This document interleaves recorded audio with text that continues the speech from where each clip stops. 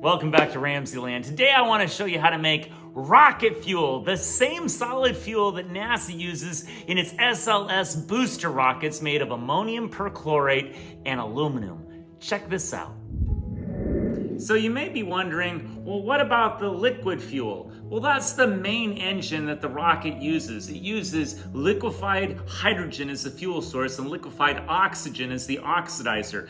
But the two boosters for the SLS rocket on each side are enormous. They're 17 stories tall, taller than the Statue of Liberty, and they use solid fuel that's a combination of this compound, ammonium perchlorate, this serves as the oxidizer, and powdered aluminum. This serves as the fuel for the SLS boosters. And we're gonna make a scaled down mixture of that for you to observe today. So we'll begin by measuring out just 10 grams of ammonium perchlorate. Next, measure out 2 grams of powdered aluminum. Now you're ready to mix the two using the diaper method. I'm pouring both onto a sheet of filter paper that I just folded down the center. And I'm just gonna pour these back and forth. I'm not going to grind them with a mortar pestle because they're sensitive to shock. So I just simply pour it back and forth just like this until you get a nice even mixture. Okay, so we're gonna try just 2 grams in our blast shield. I'm using my extendable plasma wand to provide the activation energy to get this started. Here we go.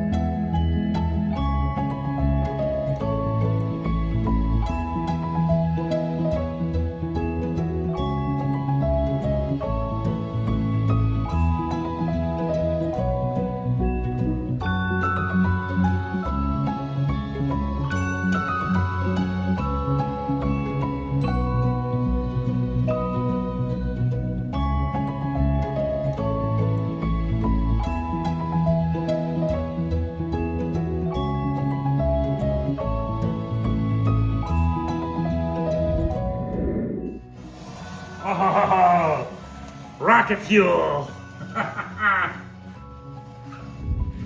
Here's the balanced equation for this incredible combustion reaction. We start out with reactants aluminum and the compound ammonium perchlorate.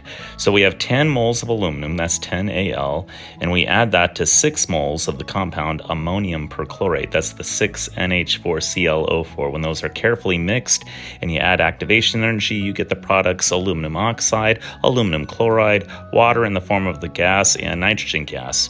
So we have 4 moles of the compound aluminum oxide, that's the 4A12O3, and we have 2 moles of the compound aluminum chloride, that's the 2AlCl3.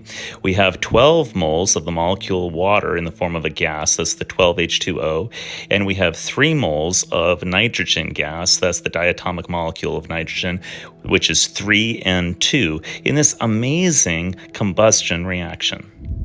I hope you enjoyed today's edition of RamZland, and I'll see you next time. If you enjoyed this presentation, be sure to remember to like and subscribe.